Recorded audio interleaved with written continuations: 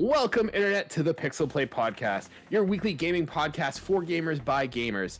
I am one of your co-hosts, Kaylan, aka Catastrophe, joined as always by my co-hosts, Adam at CS Radical and Chris at Jin and Chris. Before we jump into this week's episode where we talk about everything that happened with all the showcases this past week, I just want to take a moment to say thank you. Last week was our best episode yet, both on YouTube and on Spotify. We are overwhelmed with the amount of people that watched last week's episode, and thank you so much. We hope you guys are sticking around and you enjoy the show. With that said, we post every Wednesday at 12:30 Eastern Standard Time, and we hope to see you guys there again.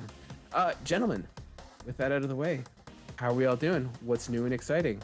I just want to say that with the newfound popularity that this podcast has gotten, I can now successfully quit my job and just make it PixelPlay 100%. Oh, what's that? We only did like less than 100 views. That's still more than we usually do, but we didn't make any money. Ah, crap. What am I going to do now? I have no job. I mean, you could quit your... Yeah, I was going to say, you could quit your job and do this full time, but then you'll have to look for another job tomorrow, so...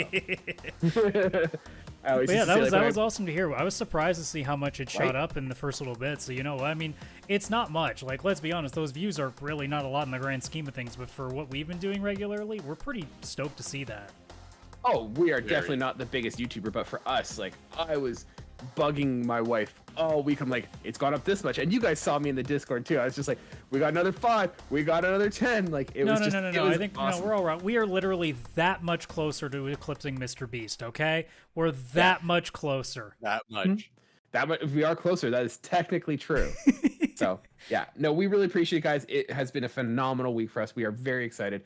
Not to say, you know, we weren't excited before. We've always loved doing this show, but just to see that natural kind of explosion of popularity is just really humbling. So thank you guys all so much.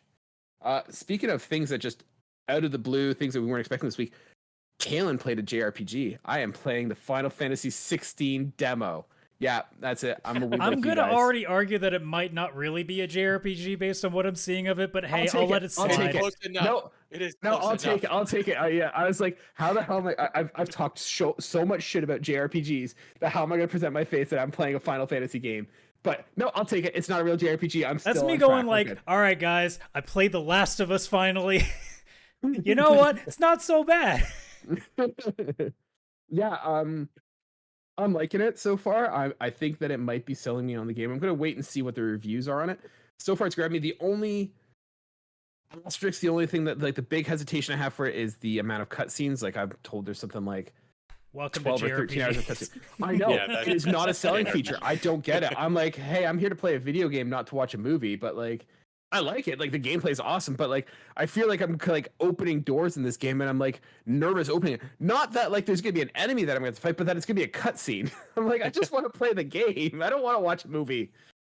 So yeah, I'm liking it. I'm gonna wait and see how the reviews turn out. But so far, the demo is selling me on it. So yeah. What about you guys? What have you guys been up to? What have you guys been playing? Did you guys try the demo? I'm no longer banned from PlayStation, so if I want to, I can start playing the demo again. But I haven't done that yet. It just hasn't been on my my list quite yet. I'm sure I'll get around to it at some point because it is Final Fantasy. The curiosity, despite my disdain for Square Enix, is still enough that I'm going to try it at some point. I literally I just finished Cold Steel 2, so I'm about to go into the second half of that arc. I'm getting pretty close to also finishing Trails in the Sky 2 as well, so I'm almost 2/3 of the way through that arc, so July is getting closer and closer. I know I'm not finishing the entire of those 2 arcs. There's just no goddamn way. No. But I'm probably going to be somewhere towards the end of each of the third games in those. So we'll at least be moderately caught up to most of the story, except for the entire Crossbell arc that there's 2 games worth that I haven't even touched yet. But hey, no one's perfect. We're working on it. Aside from that, I haven't had time to do shit because goddamn, we've had so many conferences to go through. It's been fantastic. Chris, what about you? Have you been playing the Final Fantasy demo? No, I haven't, because I'm actually torn if I'm going to. I knew this, it's a game I'm going to play regardless, and I planned on playing day one no matter what. So I already actually just pre-ordered it. I'm ready to go, and it comes out on, what, the 22nd? No, I think it comes out like next Tuesday. Yeah, so I guess a week next today. Thursday, yeah. I think. Yeah. Something like that. Yeah, now, from what I understand is that I think this is just like the prologue, so it's like the first half of the game, and the progress carries over, so you're not having to redo anything. Yes, Oh. and that's why I'm torn whether or not should I do it now, get in there, because I'll burn through that quick, and then I'll be like, crap, I want to keep going, but now I gotta wait another like 6 days. It's almost like, like you buy a delicious appetizer, This is you get, and then you take a few bites, and you're like, all right, I'll wait a day until I eat the rest. I don't know if I can do it. I don't know if I can do that. Yeah, my thought process is I'm gonna probably take a look at it just because I need to know ahead of time. Like, okay, I'm still not playing this at launch because I know there's no way I'm gonna finish it before Trails into Reverie comes out in July. So I'm not gonna put a game down 2/3 the way through because I am literally stopping everything I'm doing when that game comes out. So now. I don't want to start something and then find out that I can't finish it in time and I have to drop it. So I'm figuring I'm going to play this demo to at least get a sense of what it's going to look like. And it tells me, okay, should I really try to rush it, or am I not going to feel that upset if I let this slide for a few months? I think the answer is going to be it'll be okay, but...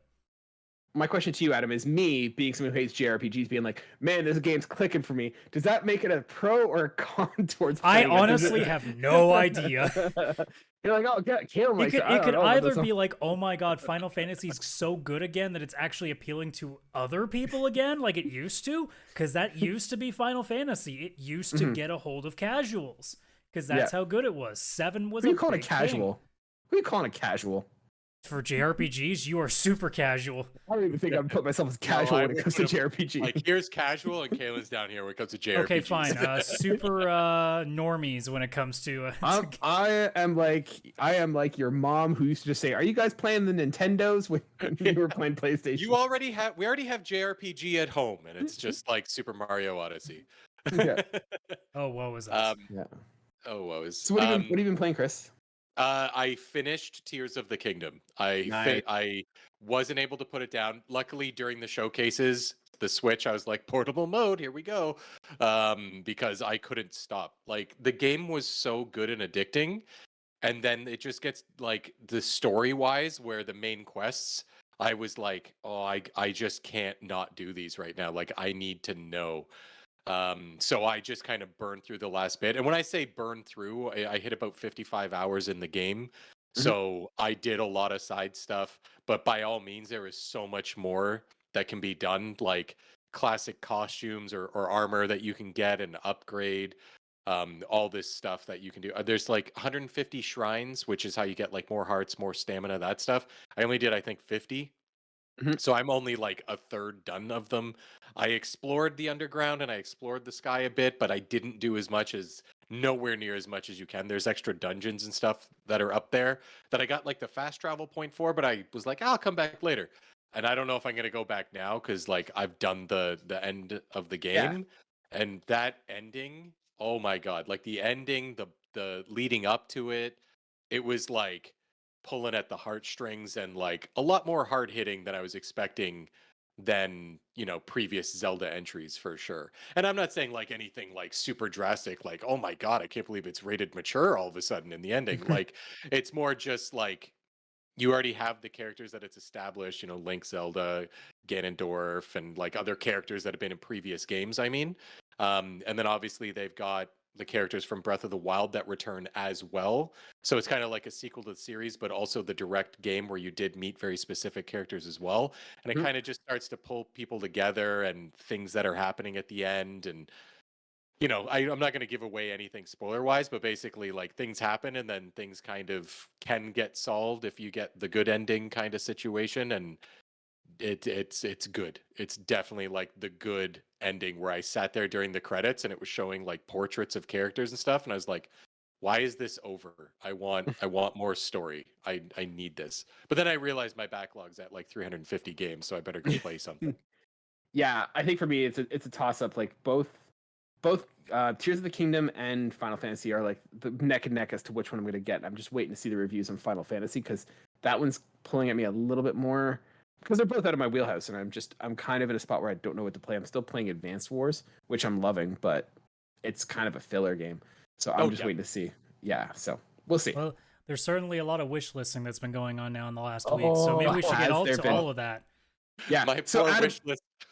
I want you to lead off because you said you have some math and stats, and I'm curious to see what you've got for us before we jump into like what we liked, what was interesting, talk about the thing, and then do the ranking. So throw some math and stats at us. All right, well, welcome to the sports analytics part of this podcast that apparently has always existed. So this is just really rough math. Like, I'm guessing because I'm going off of what I saw and what I think is there. I try to do the best I could, but so with the 3 showcases, so I have a few stats here. I have the number of overall games I did, number of them that was first party, the number and the time per game. So that's like our big stats here. It's like, okay, how much did you show? Yeah. Question. Does this also include Sony, or is this just Summer Game Fest, Ubisoft? This is all. and I'm doing all Xbox? 3 of them. Ooh, all look the at you, 3 the big professional. ones. So you get a good comparison of what each of them did. Okay. You know, I have other stats for my own personal biases, but I'm just going to give you the 3 main ones, which was how many games they did, how many of them were first party. Obviously, Summer Game Fest doesn't exactly count because as much as we like to think Jeff Keighley owns certain things, he actually doesn't. Yeah. And then obviously the amount of time per game. This is like a average just on how many games there were versus the entire runtime of the show. So you get a sense of just how much they were pumping out per Games per second. Yes. GPS, they call it. So PlayStation Showcase, 33 games, only 5 of them were first party, so a 15% rate between what was first party and then what was just everything else. And then their average per game, they ran for about an hour, 12 minutes, 30 seconds. Average time was 2 minutes and 12 seconds for each game that was shown. Summer Game Fest, longer runtime, hour 41:34, showed 41 games overall and an average time of 2:29. And I guess if you want the stat number of first party games, 0. I know that was a shocking one too. I couldn't believe it. And then Xbox, they had a longer runtime, although that's because of Starfield, obviously. They ran 146:16, showed 26 games in total. 12 of them were first party, so that's a 46% rate. And the average time per game, counting the direct, was 4 minutes and 5 seconds, but without counting it, it was 2 minutes 19. So they were actually really close to each other in terms of how much time was spent in each game. It's not like one of them ran too long in terms of like, oh my god, these are dragging. No, they actually were pretty much neck and neck. It's just a matter of PlayStation ran only a half hour shorter than the other 2, but that was also because Xbox had the extra, 45, 50 minutes for Starfield? Yeah, it was like a separate direct after, basically. Like its own thing. Just a lot. So like, I was not surprised to see that Xbox won in the first party thing. I was shocked on how like far apart the rate was, because I could have sworn that Sony had a few more, but when you really sat down and looked at it, it's like, no, it was 15% to 46 on Xbox's side. So when it came to showing their own stuff, we made the complaint last episode on PlayStation. Sony didn't bring their shit. Xbox brought their shit. Whether or not that was good or bad, it's not really at this point that matters, because we don't know because these games aren't out yet. But in terms of showing what their own studios were working on, Xbox gave us a pretty good insight to what they're working on. So I was thinking, let's actually jump into that, because we were going to talk about doing rankings, and I know our initial plan was to do individual talking, but like let's actually do the ranking first, and then we could dive deeper into like what we liked and what we didn't like, if that sounds good with you guys. Yeah. I was thinking like we'll do the 5 ones that went. So we'll do Capcom, we'll do Ubisoft, we'll do Summer Game Fest, Xbox, and PlayStation. So I figure we can kind of go around the table and we'll do like bottom, like number 5 all the way to number 1. We'll kind of do a round table and kind of discuss it. And then we could jump into like specific games and stuff that we saw that we liked and that were interesting. So does anyone want to go first? I think it's pretty obvious what the one in last place is going to be. I feel like that's a unanimous one when it comes to lower. So I didn't even watch it, so I'm just giving a participation trophy, and that's to Capcom. Yeah. They didn't even get my excitement. I was going to say, Capcom has a DNF for me because I didn't even watch it. Yeah, like the idea that's how for low these the things, interest was. it's to generate hype, and I have no interest in seeing it. Like it wasn't even a lack of interest for me. I was literally just burnt out. I'm like, I don't want to watch anymore. I'll just see who the first article I pop up says, everything announced for Capcom Showcase, and I'll read that. And if a trailer gets my attention, I'll watch it. And I mean, I'm excited to see that Ace Attorney, like I said on the previous episode, we were predicting, they put a new Ace Attorney collection in. I fucking love it when I'm right. But aside from that, like, I don't care about the Mega Man thing that they were showing off, honestly. Pragmata has not been on my eyes for a while. I don't even care about Ghost Trick. And I think we already saw Dragon's Dogma 2 with Sony's conference. So I mean, that was It's the really, same trailer. yeah. I Yeah. mean, Apparently, it was the same one too. Like, it's there not even a wasn't new much else trailer. that for I it. can see because I mean, like, just from reading it sounds like there. Other than that, it was just a lot of updates to things that are already there. So like, there wasn't like it's not like they announced a new Monster Hunter or something like that. It was just more of like, here's just some updates to stuff that's coming out, and yeah, here's a few like small things, I guess. Thanks for coming. Number Yeah. 4. Where do we fall on number 4? Ooh, I'm torn between two, and I'm constantly going between them for me personally. All right. It's for me, it's Ubisoft. Okay. That is What one about of you, Chris? my. It's tied between Ubisoft and Sony. See, for me, PlayStation is number 4. For me, I thought PlayStation did a very weak job. This being, I would probably argue I'm the big Sony pony on this podcast, and for me, I was disappointed. We have nothing in the hopper. Spider-Man is coming out, cool. And I mean, granted, it's Spider-Man. Like, I know what Spider-Man is, and I'm excited for it, but I'm not. Like, it's gonna. I feel like it's just gonna be more of the same, and I don't know. I'm not necessarily not excited for that, but it's not invigorating. I have no idea what a lot of the studios are up to, and Sony brought nothing. They came across very arrogant, very like, "Hey, we're Sony. You'll buy our stuff no matter what." And I didn't like it. I felt like they needed more games. They needed more first party. We're getting into phase 2 of their console, and it did not sell me as to why I have a PlayStation. I don't have after Spider-Man. I have nothing I'm looking forward to on this console. Like, they had some games, sure. Like they had, I think they had Mirage on that one. Like, cool. I'm excited for that, but that's not your game, right? That's Ubisoft's game. And so like there just wasn't a lot there that drove me, and a lot of it was like live service, multiplayer games, which is not what I look for Sony. And so for me, it was a disappointment, and that's why it's number 4 for me. Yeah, and that's the reason why Ubisoft is my 4, because literally nothing that they showed is I don't care. I literally could not care less. The crew is useless to me. I have no care in the world about Assassin's Creed right now until it's same like Final Fantasy. Until I see that it's better, I don't care what you show me. It's not going to change anything. Look, is Prince of Persia Lost Crown a cool concept? Sure, but it's Prince of Persia. It hasn't been relevant in more than a decade, so it doesn't mean anything. I literally don't understand Avatar. I still cannot get it behind Avatar, so that game means nothing to me. And Star Wars is getting an open world game. Great! I'm already burnt out on open world games. This is a great time for a new Star Wars game to come out with that exact premise. Does the gameplay look fine? Sure, I guess. Does it get my attention, though, when they're like, oh, you can do all these things in this open Star Wars game? I'm like, cool. Get back to me when it's not a dead, boring space like most open world games are right now, and then maybe I'll take a look at it, because nothing you're showing me is helping right now. So literally, how dare you? I can't even take anything. I can't take anything from this conference and be like, yeah, I'm into this. The only reason that it's higher than Capcom is because I'm like, I mean, there's a couple things on there I might try down the road. Yeah, I'm so torn because like the thing is I'm really excited for Spider-Man. I'm not burnt out with it. I'm excited to hop back in there. I've wanted to go into the next installment for a while. But then also like on Ubisoft's side, Assassin's Creed, I'm actually hyped for it. Well, okay, hopefully hyped. I'm not fully hyped because I'm still like got my guard up just in case. But Assassin's Creed looks like Assassin's Creed again, like what I've been missing since like 2012, 2013 maybe. And then the new Star Wars, which I mean, I just finished Jedi Survivor, and all I thought was I need another Star Wars game almost as soon as I was done. So for me, like on my personal preferences of gaming, Sony and Ubisoft did have a couple each that I really, really, really want. But besides those couple, I felt the rest of both of their showcases were kind of empty for me. But Chris, the beta for Skull and Bones is coming. I will admit it's coming. It's coming in August, apparently. I mean, it's probably going to get delayed for 2 more years like the actual game has been, but we'll see. Yeah, no, I had zero, like when they were singing that and everything, I was like, I can't believe they've been referencing this. I thought they were just going to quietly. And the fact that it's a beta too, I'm like, guys, just kill it. Just throw what you got out there and just let it die. Like, if this game actually ends up being amazing, it's going to be like the biggest comeback story I think I've seen in such a long time in the gaming industry. Because good lord, that game just looks like it can't possibly win. Yeah.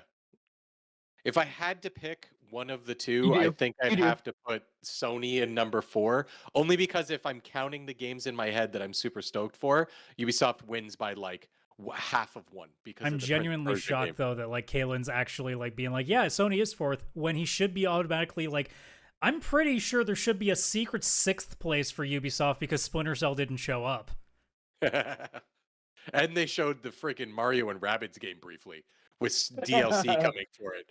So I saw there's that and I was very tempted to type something in there because I didn't know if Kaylan had seen it. When I saw that was in there, I'd be like, "Oh, Kaylan, did you check the Mario Rabbids trailer? There's a Splinter Cell outfit in it." Why do you do this to that'd have been- Ubisoft? That'd have been so good. But yeah, okay. I'm gonna put Sony in number 4. Yeah. Okay. So what's going to be your number? So your number 3 then is going to My be number 3 is Ubisoft. Okay. Adam, number 3 for you? Is that the same for you too? Because I might as well let you guys get out of the way before I toil. Oh with... no, I have a different one. Okay. Ooh. So for 3, I really had it honestly did come down to math. Because I couldn't decide. I legitimately couldn't decide. And you want to know how actually close it was? So I took all of my ratings and I put them into a formula. So if I gave it an S rating, it gets 6 points. If it gets an A, it gets 5. It goes all the way down to D and F. And I put them all together, divided it by the number of games that were shown that I put those entries into, and then averaged it out based on the Canadian grade system. And literally from a score of 68.34%, which is a C+, to 68.49%, which is also a C+, Sony comes in 3rd because of that. Science. That's just science right there. That's just science. And you can't argue with science. I toiled with it honestly a lot over the last few days because if I'm being completely honest, the other stat that can turn it around is that I did a stat for number of A+ games that I had between each conference. 27% was an A+ for Sony, only 15% for Xbox. Sony had way more things that interested me, but the conference itself was just such a letdown that I think it just counterweighted it. And it counterweighted just enough that I looked at Xbox and said, look, Xbox didn't wow me as much as Sony did, but there is a consistent level of content that I'm now looking at with Game Pass going, okay, yeah, there's a little more here for me to sink my teeth into. I got to give them the edge here. Fair enough. Number 3 for me, and this is I go back and forth. Like 2 and 3 can change in a heartbeat, and it depends on how I'm looking at it. But for me, for my criteria, I'm looking at not necessarily like the thing that matters to me is the games that I saw, what interested me. And this is gonna be a hot take, but number 3 for me is Summer Game Fest. All right, so we're Summer fighting Game now. Fest. We're fighting So now. Summer Game Fest was good. It was amazing. Like it was better than I thought it would be. Like it was a really good Summer Game Fest. The problem I have with Summer Game Fest is that there was a lot of games shown. Yep. Energy was awesome. The presentation factor was amazing. But there was a lot of filler games. There was a lot of games that I didn't care about. There was a lot of there like, was 100% a section that was all geared for sub 18 people. There's no doubt. Yeah. There was a section Yeah. where it's like we could just leave the room for 10 minutes, come back, and we didn't miss anything. 100%. But like there was like Marvel Snap and like that awkward like just hey, here's a fun video that meant nothing to me. Like Oh no, King Arthur, don't care. legit ProZD is a fucking amazing YouTube channel. Anybody should watch them if they're big into board games. He has some amazing skit videos. Like Yeah, he is funny. there was games there. Like I'm not saying that there weren't games. Like Alan Wake looks cool, but like it wasn't like, oh my god, I gotta play Alan Wake right now. Like I think for me the highlight, and I know that there's some games that like other people are more excited about that maybe Kaylan, who's not into JRPGs, with the exception of Final Fantasy 16, apparently. Gateway. Who, like for me, the most exciting one there was like Warhammer, and that to me was like a throwaway. Like I don't think that was one that was like super like, oh hey, we got a big hit here, but that was the one that spoke to me the most. So presentation wise, Summer Game Fest was amazing. The quality of games was not there, but definitely the quantity. So like it's like neck and neck with what number. Yeah, I think in this case, But, like yeah. I'm not actually upset. I think this is a case of Summer Game Fest clearly did not hit you the same way that I think me and Chris are probably going to be agreeing on as we get further up the list 100%. here. Because yeah, But it's also- there's a specific niche that if that was your thing, Summer Game Fest kicked your ass. Yeah. So for me, like, it's all about what the and this is the thing, it's what expectations are or what is expected of them versus delivering. And this is the problem with PlayStation. PlayStation did an amazing show on a general, like, hey, is this a bad show? No, it's not a bad show. But from what my expectations were to what they delivered was bad. And I talked about, I think on the previous episode, like, I had no interest in Summer Game Fest. Like, it was a throwaway, and my expectations were here, but it was actually like up here. It was really well done. It didn't resonate with me with the games much like number 2 did, which I think is going to get pretty obvious. But yeah, The fact that it's that high on your list to me means it was a win because that means you Jeff were Keighley like, paid him a little bit. I think where share that money with me, you son of a bitch. where do you think those views came What from? do you mean with just you? What do you mean share with me? Share with us. That's the guys, sentence. don't fight. Don't fight. I'm not going to share with either of you. Chris, you're the neutral party. You just don't get money. Oh, what? I have to pick, but I picked it. Oh, I have to keep Adam happy. He's the one that records the episode. I need him. yeah, You're right. I that's could true. just mute him. Yeah, I could just not show up one day, and the podcast could just be filmed as normal. Yeah. So I was gonna say That is true. I could always hit the button where I just go, oh, by the way, Kaylan, oh no, his face is off the screen right now. What's he gonna do? Let's be honest, my face is not the best thing I bring to this podcast. That's what we keep Chris here for. yeah, there you go. Pay me that face money. When we start blowing up and we need a face, we're putting Chris up there. All right, so we got our 3s in, so I guess we're up to 2 now. Yeah, I'll let you go first this time, Adam. What's number 2 for you? Well, it's Xbox, just based on the math. I think you guys figured that out pretty quickly, considering that they were literally next to each other. I probably in the similar boat that you were, Kaylan. Like, I think that Xbox put on a fantastic show. There was a lot of stuff that is now going to be on my radar for when Game Pass rolls up with it. But as I said earlier when I was talking about PlayStation, Xbox didn't bring a lot to me that was like holy shit levels. And I'll have to be fair about this. I think Xbox gets a better rating had the Persona leaks not happened. Because now that I knew that they happened, there was no excitement to it. The only excitement was with the third Atlas game that they revealed, and if I'm being completely honest, I actually didn't care for it much. Which just sounds crazy, given how I'm the Persona guy, but honestly, I looked at that game and went, that's too busy, that's too loud. I think that might actually be to the point where, because Atlas also has a few other games outside of its system that aren't nearly as good, because Persona is generally where I stick to, because that seems to be where the quality comes in. Because it's like any JRPG company, they release like one really good license, and then everything else around it, they scatter about, and they go anywhere from being absolute garbage to okay. And that's kind of the sense I got from this one, where I think it's like, it's a little too flashy to the point that I think it's trying too hard, and generally JRPGs that go that hard tend to be either really complicated or all looks and no substance. They end up being like absolute messes of stories, and that's kind of the sense that I got with that. And then apart from that, like, Starfield redeemed it a bunch, because I thought they did a fantastic job in showing that game off.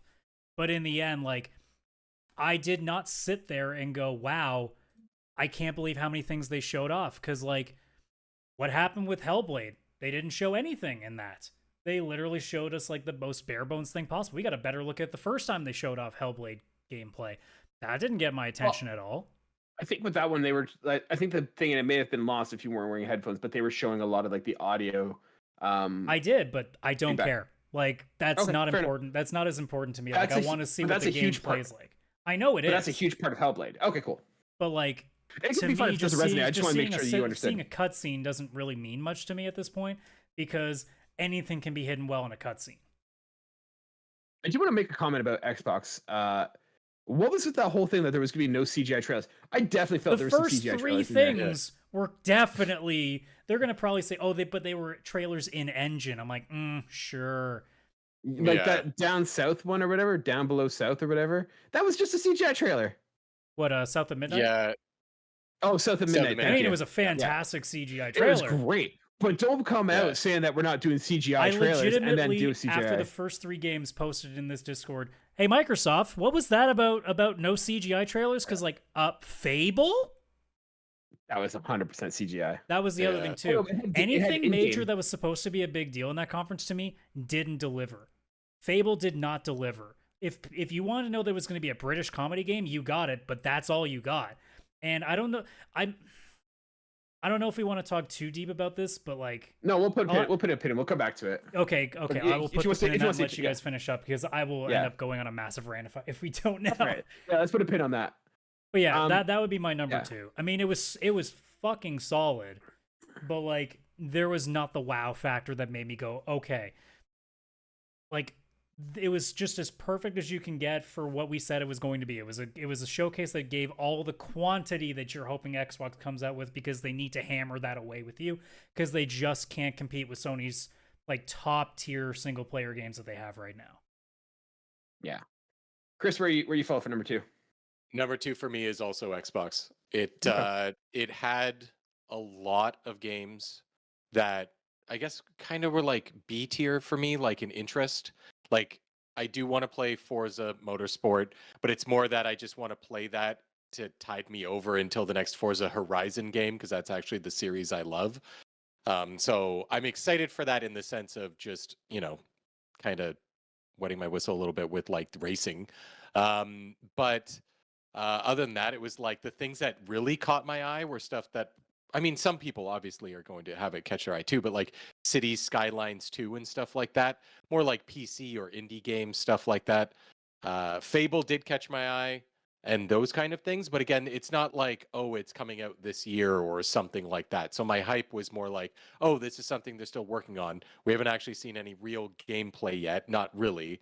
So, it's more of just a nice to know that's coming. And so that's why it was just like a lot of like, like good games, definitely good games that I'm interested in. Just like nothing, of course. I think Adam, you said this too. That just like extreme wow factor. There wasn't like, that big like surprise, like how Sony had Metal Gear Solid 3, or how, as we'll get to Summer Game Fest and we do our number 1, the last one that they showed off. Like there wasn't that one. Holy crap! Xbox is making this right now. There wasn't that. But I will say that there was some games that surprised me and that I am actually really excited for that were in it. Definitely not as much as some of the other ones from Summer Games Fest, stuff like that. Even Spider-Man 2 from Sony, but you get stuff like Starfield and whatnot. And I was very pleasantly surprised by that and actually got interested in that. Still like a little like, okay, this might be boring. We'll have to wait a little bit, but it was just like a lot of like 8 out of 10 stuff. Just like those 9s and 10s just like never hit me. Yeah, it was definitely a case of like there's a lot there that could potentially be good, but we haven't seen enough to really get a good sense of it. Yeah, but it's interesting because Xbox had another showcase, I think today. It was like their extended showcase, and it was more deep diving into some games like Hellblade. What's it called? What, Hellblade 2: Senua's Sacrifice? Yeah, there we Saga is the second. Yeah, Saga. There we Can't remember which one. Yeah, I was trying to remember the full name, and I was like, "Crap, that is actually complicated," and I forgot. Like they showed a bit more of like the animation and like actual like the motion capture and stuff. But they actually showed like 11 more indie games that are all coming to Game Pass this year and stuff like that. So there was Sea of Stars, which Adam, you and me, JRPG, coming out this year. I plan on playing that day one regardless. Now I know it's actually coming to Game Pass, so I kind of gave it a little bit of a bump too. I know it's not the same showcase, but it's kind of like still their just part 2, I guess, or their extended look at stuff. So that even was nice too, which helped solidify its number 2 spot for me. Cool. For me, number 2 is Ubisoft. I am going to put full caveat. Ubisoft had a terrible conference. Like their conference sucked, and this was the dilemma I had between Summer Game Fest and Ubisoft. Ubisoft, I found, had better games in the sense of like it looked like more AAA, high-end quality stuff, and it didn't feel as though it had as much filler. I was super excited to see Star Wars Outlaws. I mean, that's an easy sell. It's a Star Wars game for me. Avatar, Far Cry, whatever that game is, like it's so Far Cry. It's so Far Cry. Like that game, while I'm not a huge Avatar fan, it doesn't resonate with me. Like it once again looks like a high budget AAA game. Like cool. I'm shocked that's first person, by the way. I would have put so much money on that it was gonna be third person. Yeah. But like so for me, like I like not my cup of tea, not something interesting, but like once again, it's like, oh, this is good quality that like I can see there being an interest or an audience. Like the crew, once again, not for me, but like looks really cool.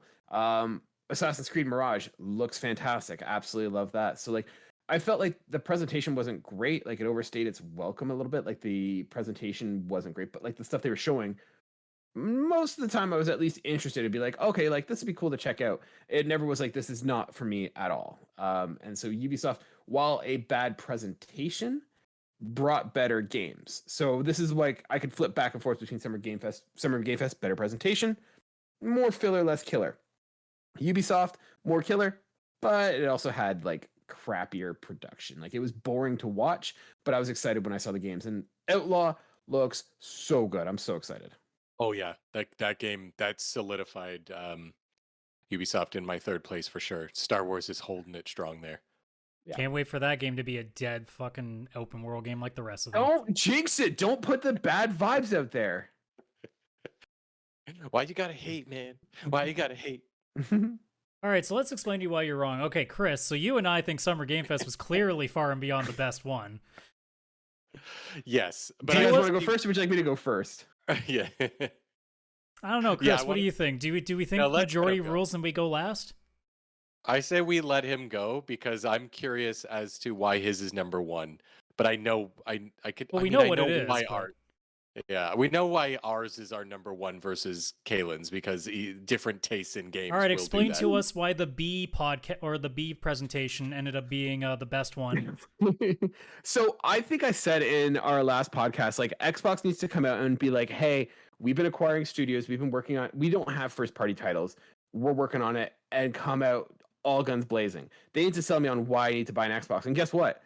They convinced me I need to buy an Xbox. Like I'm now kind of thinking like, hey, I don't need to rush out right this minute, but like I'm now of the mind like I need an Xbox. Like I want to play. Like first of all, like the third party stuff they showed, like they showed Star Wars, so like they get a bonus for that. Prince of Persia looks awesome. No, that was through Summer Game Fest. That they don't get that one. In all honesty, though, like sorry to interrupt. This is probably the best time too because that new Series S model actually seems like a very good deal now. That's the one thing I'll say about that presentation as well.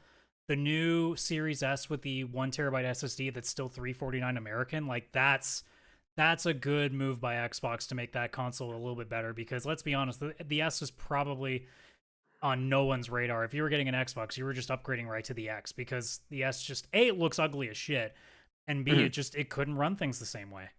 Yeah. So this is like what I'm saying is like they had to come out and they sold the Sony pony that, hey, is it going to be my primary console? Probably not. But I'm like, hey, you know what?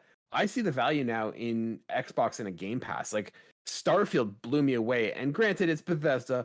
They have a really good way of, you know, making things look better than they are. So we'll see how that lands.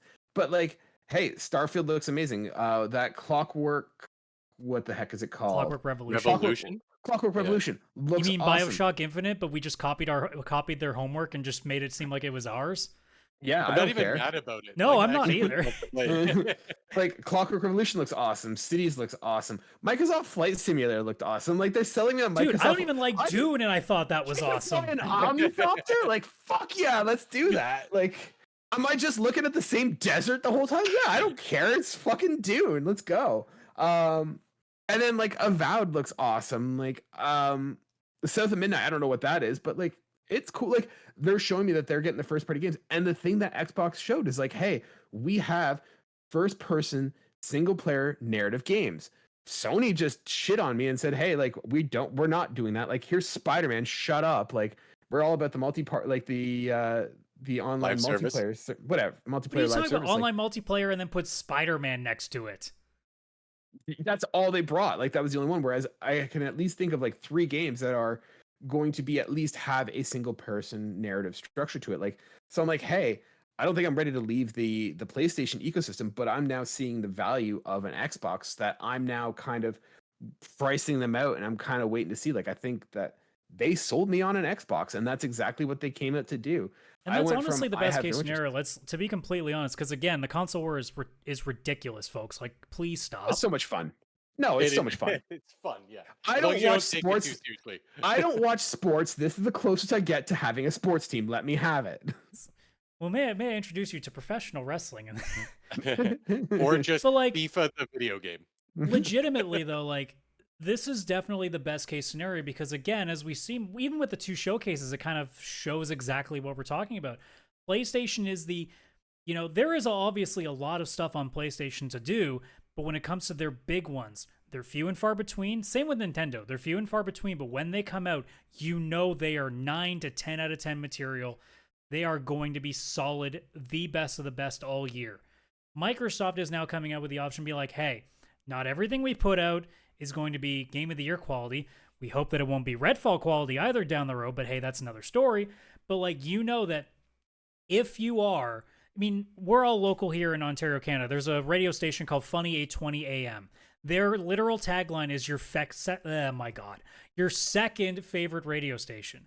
Xbox is doing a great play right now where they're overloading so much of their console that even if you are a primary PlayStation or a Switch owner, if you have an Xbox, at any point when either of your main console is currently in a lull state, you can just boot up that Xbox, turn on Game Pass if you have an Xbox Live subscription going, and just go, what have I not been doing in the last few months? And just scroll through and be like, oh, that looks neat. I'll give that a shot. And you just go. And you know that if you take a break for a few months, there's going to be at least 2 or 3 things that are going to pique your interest when you go back. And that's the thing. Like, we're now, like we said, we're in phase 2 of these consoles. I now know what phase 2 looks like for Xbox, and it looks awesome.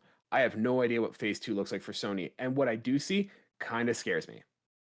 I wouldn't go that far still. I think we're at a point that, like, we'll see how, when they start announcing things that are coming in 2024 in terms of their big stuff, then we'll get a better sense of it. I'm not there yet. I'm more in the state of, like, I know that this is still my main console. All of my major stuff's going to be here. And then Game Pass, it's like, hey, here's where I go to when I need to find a hidden gem that I would never try.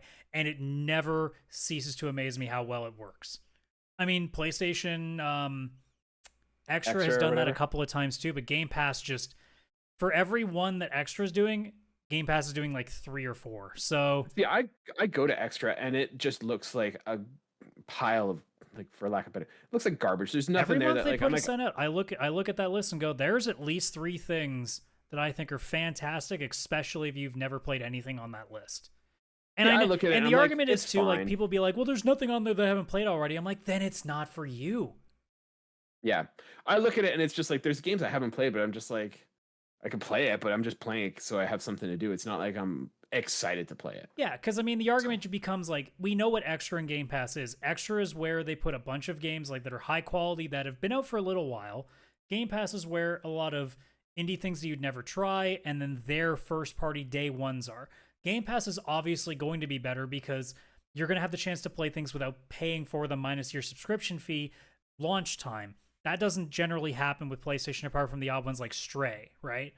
So the difference is obvious. I don't like it though when I've seen people be like, oh, there's nothing to care about with Extra. I'm like, no, that's not true. It's just bad luck. If you're the kind of person that buys almost every major thing, of course Extra is not going to come through for you because you literally bought out of it. That's not their problem.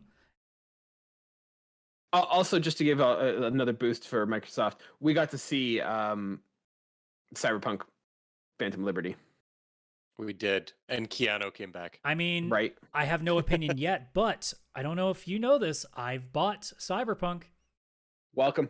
Good job.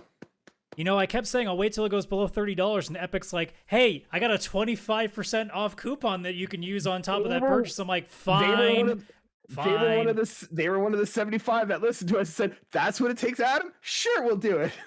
Now, I'm not going to touch it anytime soon, probably, but hey, it's there and it's installed when I'm ready. So, Mr. Project Red was like, oh, is that what we need, Adam? And he's like, we'll make it on sale. I've been saying that for months. That is bullshit. That was luck. They just started listening to us. But yeah, I'll get around to that at some point later this year. We'll see what happens. So good. I specifically said too, for those who don't know, I specifically waited for a good deal on PC because I trust that the modding community can make any like tweaks and fixes that weren't already addressed. And I think I'd rather play with mouse and keyboard anyway, because I didn't really enjoy my time with the controller when I played it on PlayStation. So I think I'd rather try with mouse and keyboard and get a better sense there. Watch, you got it for the PC, so you can get all the mods and your computer won't be able to run it. I have a decent setup. And no, the I'm real not- reason is I'm not because I knocking- want them nudie mods. I mean, yeah, the tweaks and fix, yeah. I'm not knocking your PC. I'm just saying I know it's a pretty like intensive game. I'm not going for 4K ultra settings. Sheesh. Not with that attitude. I should just play it on my Steam Deck and be like, haha. Yeah, the battery's gonna last all 15 minutes. Oh yeah. Yeah. that- Yeah, what's oh, it yeah. like having that disposable income to just randomly get a Steam Deck at launch there, buddy? I didn't get it at launch. It I was got it. close. It was pretty close. I Was came it- It's so not fast. it's not like it was on sale for 25% off or anything. You bought that bitch at full price. I did, but I use it all the time. I was on it right before the podcast. Sorry, I was late today, guys. But yeah, Xbox, you're number 1. Yep. All right, so here's Go ahead, why guys. you're Why wrong. was it Summer's Game Fest? Go. So here's why you're wrong. And this is Yeah. why you need to play more JRPGs, because you don't understand the majesty that was the end of that show. Because legitimately, I thought it was Mass Effect at first, honestly. And then the second that they showed the news thing with Midgar, I'm like, oh shit, we're doing this instead. All right. Yeah, I Buckle watched in. that. I'm like, when did Tony the Tiger join this game? Like, they got a tiger, like a talking tiger I running saw with them that now. and went, It's like, okay, so he's never played 7 before. I can't be Yeah. mad. I I've can't played be 7 mad. before. But that is No. sacrilegious, but I can't be mad. Tony the Tiger's out there being like, it's great, feeding everyone frosted He flakes. has they a power up. friggin' English accent. Don't give us they're great. It's more like they're quite nice actually. And he has a flame tail. It's cool. I mean, Okay. literally, like they started off extremely well. Like the shock, like in a million years, I wouldn't have expected that Lost Crown Prince of Persia game, and I thought that looked really cool. And then going immediately into Mortal Kombat 1, and again, I hate the name, but I never hated the idea of rebooting it. It's just the name. I love all the changes that they're doing. I love the fact that Liu Kang is now the god, Raiden's just a guy. Katana's no longer the princess, it's Melina now. Johnny Cage is still a dick, so that's unchanged, it seems. But like Scorpion and Sub-Zero are brothers, so like everything is like almost in reverse. I can't wait to see where they go with it. And I like And the did idea that you- they're kind of going with this Marvel versus Capcom like tag team system where you can just throw somebody in for half a second. That looks really cool. And I know a lot of people are like, "Oh, it's so much more brutal now." I'm like, "No, it's about the same that X is. It's just 11 is, but it's more of the same. It's just, it's what we expect to see. I can't wait to see the story mode 6 to 9 months after the game launches, when the game's half off, because I will never pay full price for fighting games because I don't play them outside of the story mode. I really wish. I know they would never do it because obviously they wouldn't make nearly as much money, but I wish you could just buy the story mode separately so that if you're not interested in the multiplayer aspect, you can get past that, because I can't justify $80 for like less than 8 hours of a story mode. I can't do it. Yeah. Oh, and Sandland. I thought it might have been another Dragon Quest game, but instead it's a third-person like tank adventure game. That looks so cool. That trailer was amazing too. The music choices were fantastic for that. Like those are my 3, like Mortal Kombat, Final Fantasy VII, and Sandland. Those 3 alone, I was like, yeah, this trumps any top 3 that the other ones have. Not even close. Yeah, it was such a good show. Because like Final Fantasy, obviously, I have to admit, one of my favorite parts is they showed a Final Fantasy like 7 mobile game. It was like Ever Crisis or something. Then Jeff looks at the camera and goes, "Speaking of Final Fantasy," and you hear the audience like, Yeah. and then he's like, "Sign up now for DoorDash, where you can have your food delivered specifically was when so Final good. Fantasy 16 releases." And he's like, "I gotcha." Like he was totally owned it, and I was like, wow, he just like got everybody's hopes up about Final Sold Fantasy everybody. 7 remake. Look, I know But then Kaylan's still already wrote it. going over the moon about like Keanu Reeves and Cyberpunk. It's already been done before, but no one's done Nick Cage at a presentation. Yeah, Nick Cage coming out when he was like, "I'm playing an overly exaggerated, totally not realistic version of myself." Like, man, That you man are knows so himself. self-aware. Yeah, you're Okay. way too self-aware. Sidetrack. Do you guys know the YouTube channel like Today I Found Out, or like Today I Learned, like there's this one and they have this whole thing about Nicolas Cage and his weird spending habits. It is so funny. If ever you like you got to check it out, but it's like Do they Today I involve found putting out. bunnies back in boxes? No, so they talk about like how Nick Cage at one point bought 2 cobras, and he like like has bodyguards, and he bought an octopus, and he tried to write it off for tax purposes, saying that it was to help him improve his acting. Like it was hilarious. You should check it out. Be like, yeah, I think it's called like. You could say anything. Yeah, Like I don't even know if you're bullshitting, but I'm like, nah, that checks it's out. 100% true. That's right. To look up the thing, I'm gonna like just give a shout out to like today I found out Nicolas Cage spending habits, and they just talk about the stuff that he buys, and it is absolutely ridiculous. Like we're gonna watch this after the podcast. I'm gonna show you guys. It is next level. Like you want to see the funniest Nick Cage thing you can? That's it. That's Yeah, like amazing. I'm sure Chris will agree with me too. Like I just think like in terms of everything they showed, like there were so many A's to me in this. Like even ones that I had no expectations on. Like Witchfire looks really cool. It's made by the guys who did Painkiller, and anybody who remembers those games on PC, the Painkiller games are so much fun to play as first-person shooters. What was that? They literally said it was Pokemon with guns. I think it was Pal World.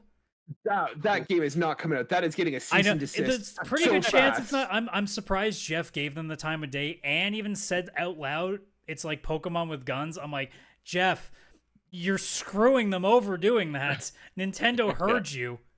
They were probably like, hey, it's like Pokemon with guns. He's like, okay, that's cool. I'm sure you guys have changed this. We'll roll with it. And he probably saw that. And he's just like, what the hell? Because they're getting so sued to the ground by Nintendo. But even like You're telling even me like I can't put a Nintendo soundtrack in this without getting a shutdown. Those guys are gonna get sued to like the next century. like, It's even like with Pikachu the with a handgun. even with like the indie games, like there was a couple really good ones that I'm looking for, like Party Animals, which I know Chris, you've played Gang Beasts with our group. Like that's Game a Beasts really is fun so game. fun. Yes, Your Grace looked like a really interesting like narrative game. And then the Yep. John Carpenter's Toxic Adventures game looks so stupid that I have to Toxic see Commando? what's going on with that. Toxic Commando, yeah. Or Toxic Commando, sorry, yeah. But like Yeah. I just can't get past the fact that like it was like Kaylan admitted, because he had to admit it. You know, I know he hates that Jeff Keighley Kool-Aid, but he had to admit it. It was a great presentation. But like Don't you dare put words in my mouth. but like it was the great presentation with amazing moments, like again ending with Final Fantasy VII Rebirth, the randomness that was Nicolas Cage, and then yeah, there were some dead points. Like if I pull up my list again, like the whole section where it's, let's see, it was COD Warzone, then a Porsche Xbox crossover. Who cares? Fae Farm. It's not going to touch Stardew Valley, so what's the point? Marvel Snap. I only popped just because Pro ZD was in there. King Arthur Legends, mobile game looking, don't care. Wayfinder, didn't care. Fortnite, didn't care. Stellaris, okay, RTS lovers are going to love that, still didn't care. Space Trash Scavenger, didn't care. Star Trek Infinite, didn't care. Twisted Metal, look cool, also look kind of cringy, but No, doesn't it count, it's not a didn't. game. Yeah. No, It that was didn't weird. look cool. That was a weird trailer. It was weird. I There was no couldn't part. stop looking at it being like, why is Falcon losing to a fat clown? But like, Why is Will Arnett voicing this guy? the last three I thought were really cool. Like Lisfanga looked really cool. Had that like super giant games like Transistor sort of feel to it. Immortals of Avium, which again I said when we talked about PlayStation, I'm still waiting for the day that there's actually a really good first person Magic game. And then ending with Rebirth. So like it recovered, but yeah, that last there was like a good 15 to 20 minutes where I was just like, okay, just remember this is for the younger audience right now. Just it's okay. You're gonna see something cool. Just hang in there. Yeah, But the like best is when the first oh, sorry. 30 minutes just was so good. I'm just saying I didn't have to make like accommodations or excuses for my number one pick. Just saying. If we're going I why, who's right? didn't. I had to make plenty of accommodations for Microsoft. That's why it's not number one. Because almost none of it was amazing. It was just solidly good. That's not good enough for first. It doesn't work that way. Chris, what about you? Why is Summer Game Fest on your number one? So a lot of what Adam's been saying. You got Final Fantasy, Mortal Kombat. We even got like the date for Spider-Man, which I thought was weird. That should have been in the Sony conference when they showed all of that info. And I think, and then they ended it with like coming soon or something, but then just revealed the date like 2 days later. Like, Yeah, it just happened. For me, one of the biggest ones that nobody's mentioned is Sonic Superstars. Oh right, I forgot about that. As you can see, Sonic fan, obviously, as you can see here. Wait, Like, no, I didn't forget it. I just left it specifically for you for that reason. yes, thank you. So courteous of That's you. what a hero would do. Yeah, like 4-player 2D Sonic the Hedgehog that looks like the old games, but with like modern-ish graphics. Like, Yeah, my why mind can't they just keep immediately doing that instead of like constantly messing with it like they always do? Just keep That wouldn't be doing Sonic that. then. That's true. You have to have the bad so you can appreciate the good, Adam. It's like Sega is- Windows. For every good Sonic game, they have to release a bad one before the new good one comes out and it's good again. Sega's in a situation where they hate Sonic and they want to stop making Sonic games. And they're like, how can we destroy it so the fans don't ask for it anymore? And they keep making it bad, and everyone's like, next one's gonna be good. And they're like, we just want to stop. Why? And so they're finally like, fine, we're gonna See, stop but if with they it. Let's really, make it really good. meant it, they would just release Sonic 06, the remastered edition, and then people will be like, all right, Sega, that's you really twisted the knife on this one. And then Actually, their no, next Sonic game, and the Sonic Black Knight 2. Oh god, and the secret rings. Sonic 06 also Just for then the fact that you remake said there's September. the Black Knight 2 means that they made 2 of them. No, And no, people no. are still That like, would be the "I still like Sonic." announcement. Sonic Unleashed 2 and Sonic the Black Knight 2, all new sequels. Yeah. Go. But yeah, like Sonic Superstars looks amazing. 4-player Sonic the Hedgehog, that's friggin' amazing, playing as the different characters. I like the people that came out, like Sam Lake, I think is his name, who plays Alan Wake, which is very interesting to try and say their names. Like that looked interesting, but it was nice to have the actual actor come out. I mean, it was just a good show. Ed Boon came out too. Looks way too normal to have created all that Mortal Kombat-ness. Like, dude looks like somebody's dad. Like, you're way too normal, and there's He's almost something always going looked on. like somebody's dad, honestly. Yeah, like you should look like anything else. Like you should look like you're right out of an episode of Stranger Things. Yeah, he or looks like he something. should be a what the hell? serial killer, but he's not. No, he's just a normal guy. He's like, hey guys, good game, right? But yeah, like the show had good pacing. It didn't have any extra talking like Ubisoft, where it was like, here's a game. Now we're going to go into great details about this game you actually don't really care about. There was the couple funny parts, like when Jeff said the DoorDash joke, which was pretty funny. Yes, there was the part that was designed for kids. Let's face it, Epic and stuff pays to be there. You heard it when Jeff was like, you can all play season 4 chapter 3 of Fortnite or whatever the hell he said in the audience. Just like, I think I heard one little clap. I was like, that person works for Epic. Like, that's clearly where they are. Well, yeah, like nobody under saying the age of Burns. 14 was there, so they didn't care. Yeah. Can we just talk about like the awkward moments? Can we talk about a moment where Yves Guillemot was talking, and what was the game that he was talking about? And he's like, Star Wars Outlook. Oh yeah, he said Outlook. Yeah, he totally said Outlook. Dude has no idea what they're even making. Yeah. Oh. You know that guy actually doesn't pay attention to anything that goes on in his company. He's just at the top. He makes all the money, and then he gets together with a bunch of people and be like, "How's our sales doing? Not terrible. Cool." I get the feeling that Yves Guillemot generally likes his company. I don't think he's a gamer, but I think he's a business person, but he loves his business. He loves his company, but he doesn't. Yeah, doesn't and he enjoy the needs to product. stop talking.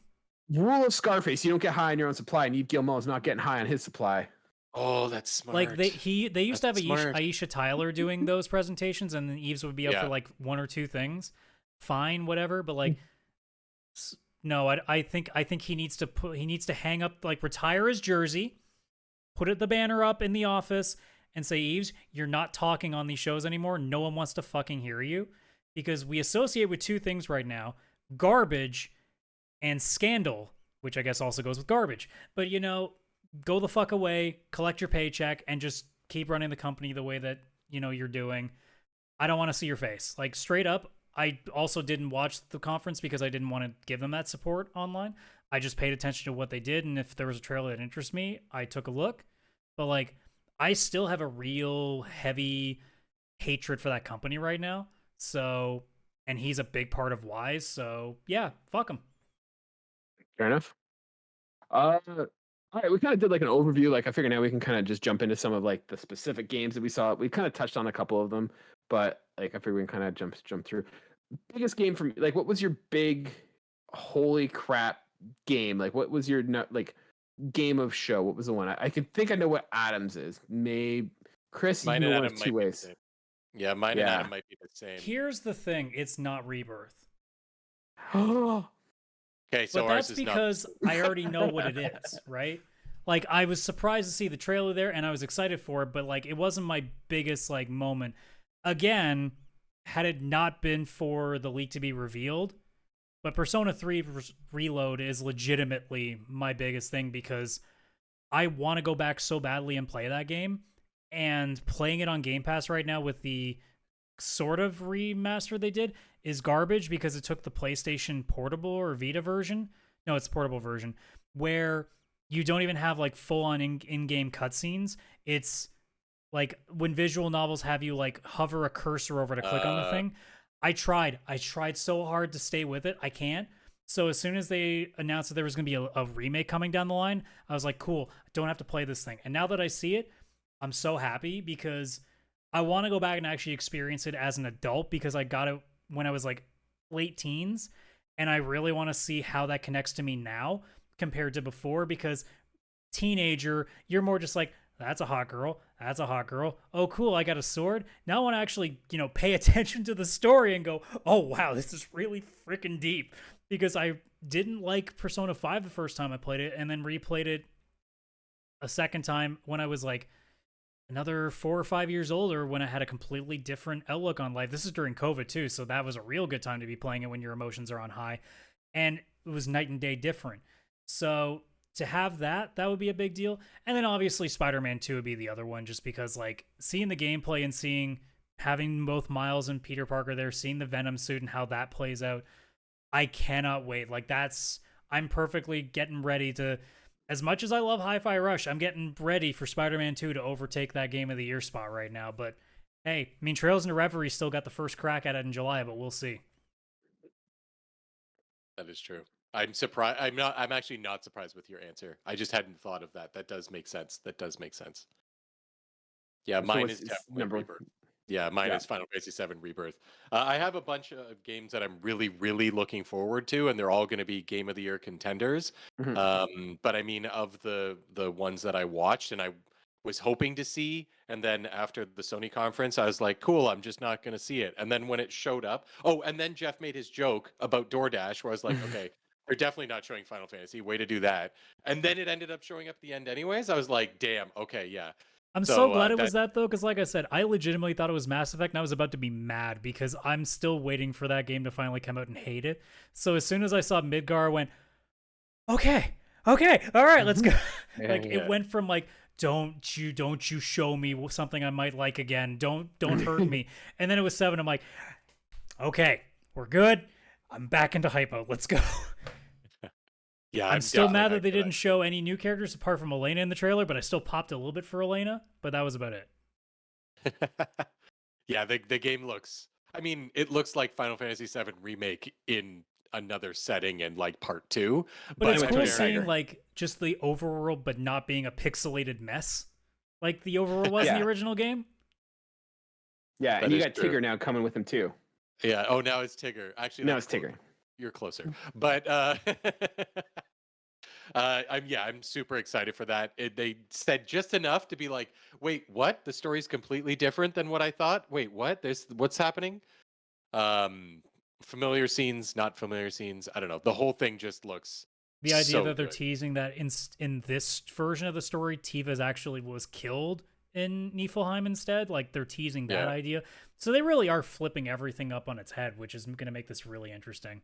Yeah, if that's what's going on, or if the trailer's just being a jerk. But like if you're a fan of the original game and or the remake, you watch that trailer and you have so many more questions, so now your brain's just circling. Yeah. I didn't play the game when I watched it. I'm sitting there saying like, when did Raja from Aladdin get in this game? Like the amount of tigers that you were pulling out is it's very funny. Oh, by the way, Kaylan, when are we gonna get to Splinter Cell? Shut up. But yeah, so that's my number one. I have other ones. I mean, that let's be honest, obviously I love Kaylan. too, but- I'm gonna even take a harder shot because there are like Shimmer soldiers and stuff in Final Fantasy VII. That's far closer to Splinter Cell than you'll ever get in this conference section. Their helmets are Stop. pretty Splinter Stop. Cell. It already They hurts. do You have don't like need the to- little circle thing on their Yeah, helmet. They do. They look like night vision goggles. Wait, was it just a prequel to Final Fantasy VII this whole time? Oh, it's Yeah, just one is Sam Shinra Fisher really operative. just a Turk? Oh, his real name's actually Shinra Fisher. Oh God, it's all coming together. But yeah, so I have other. And games his that new I pet, love too and Tigger. everything. But we'll go forever. But Kaylan, I'll throw it back to you because I don't even know what to say now because I'm just gonna be laughing. So you think the obvious one for me is Star Wars, and we'll talk about that in a minute. But for me, the one I think that was the biggest surprise is Starfield. I was like, Oh, yeah. kind of like I think I was on this podcast saying like Starfield is going to be a disappointment, and it still could be. It is Bethesda. I think all our interest has definitely been up though. That's for sure. They are very much an overpromise, underdeliver. But I don't know. I'm watching it, and it looks amazing. I am so excited to basically turn that game into a Star Wars game. I am going to be a smuggler. I'm going to be Han Solo. I'm going to find myself a Wookiee, and I'm going to go fly the galaxy, just shooting up stuff and smuggling and stealing and being a general scoundrel. I am so excited for that. I mean, yeah. look, like as a guy who still remembers Star Wars: Knights of the Old Republic, if you have a Twi'lek companion, okay, fine, I'm in. I need someone to fill that mission vow void that I haven't had in like 20 years. Yeah, so I just saw it and I was just like, man, space combat. I can go like run and gun and shoot, doing RPG stuff. Like it was just checking every single box. Like I've never been a huge Elder Scroll fan. Like I tried playing Skyrim last year or 2 years ago for the first time. Medieval RPGs just don't click with me, but like And also, the space, game got sci-fi- stolen from you when Jenny Bezos decided to take everything over. Oh Right? yeah, Jenny Bezos. I forgot about that. Yeah, but long story short, like I am a huge sci-fi nerd, and to be an RPG in space where I can own a spaceship and fly it, and I could be like whatever the hell I want to be. I could be an explorer. I could be a thief. I could be like good person. I am so excited. So We're talking Starfield now, right? we're still talking Starfield. Yeah, don't worry.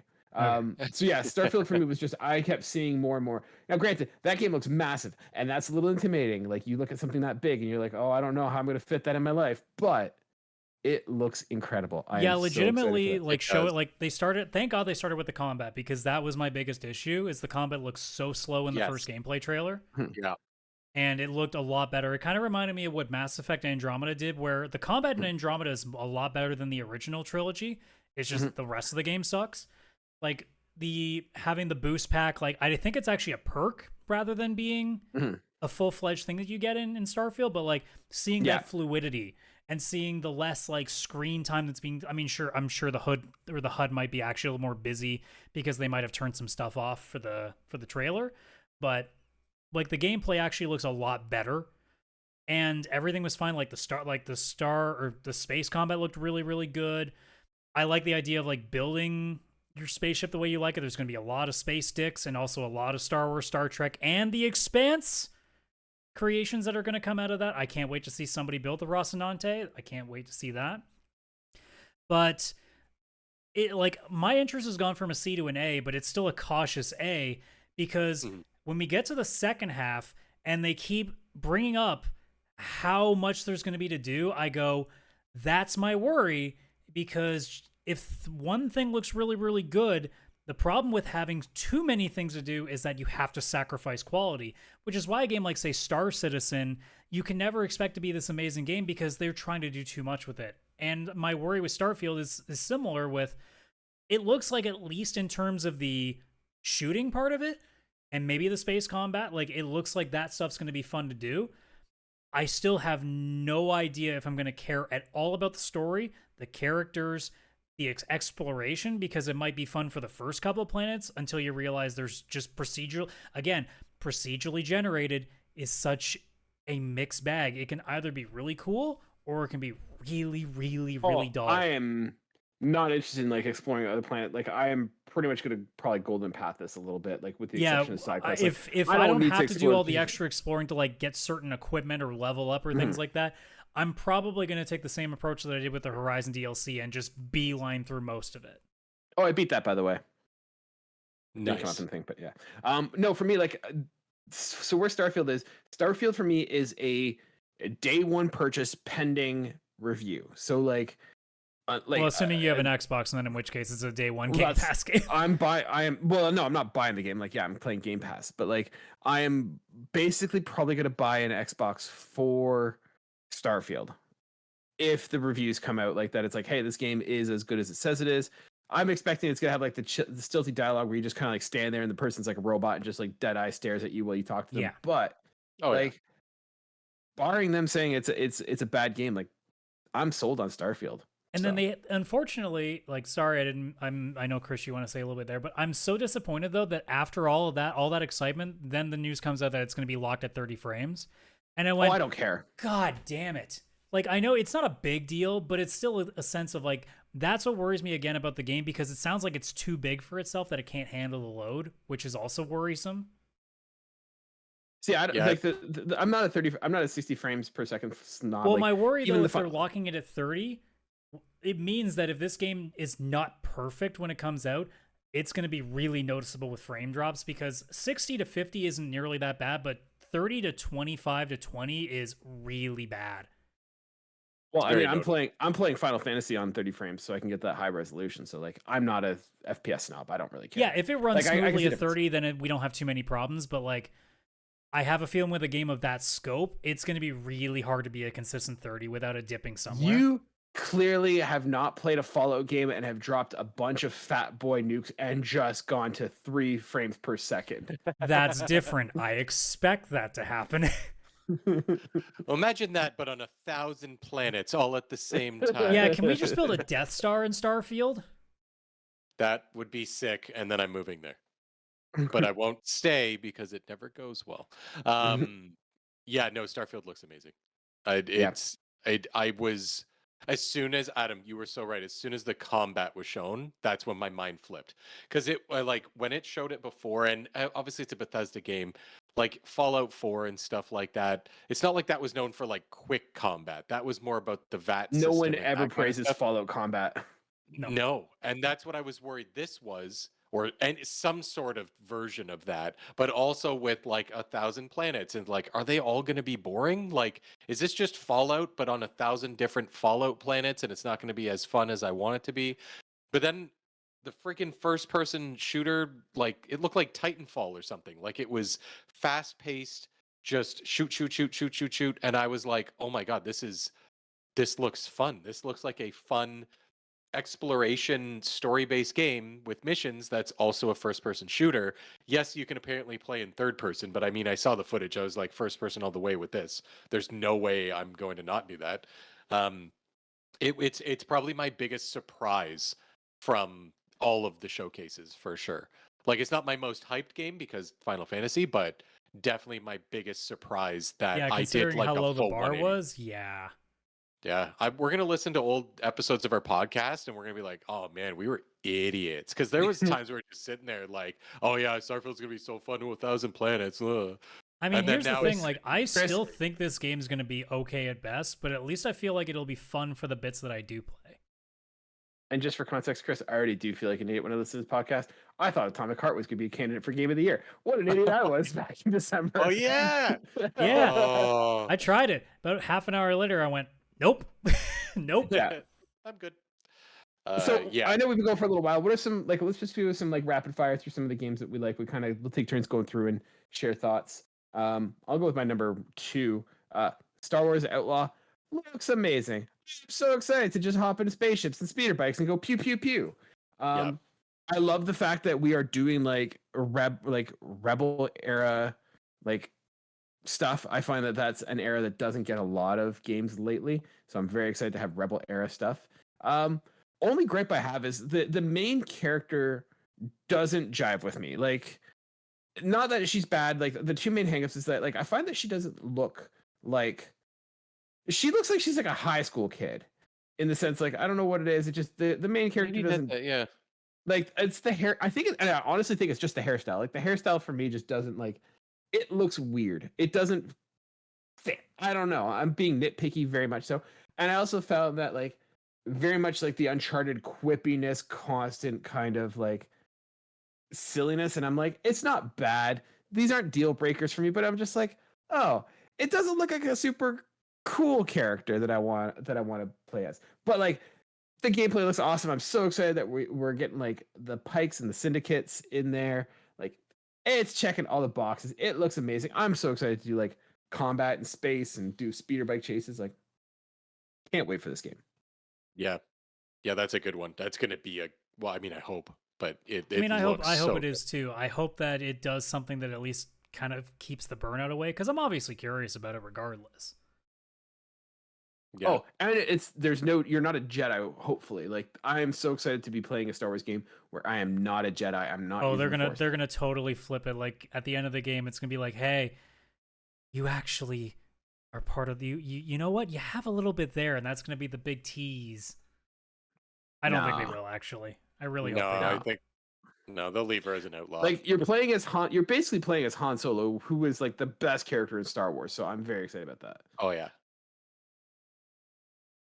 I'm not big into one of them right now because I actually played Like a Dragon and didn't like the RPG combat, but the Like a Dragon Infinite Wealth trailer was literally the best trailer of the entire showcase. It was the funniest fucking trailer.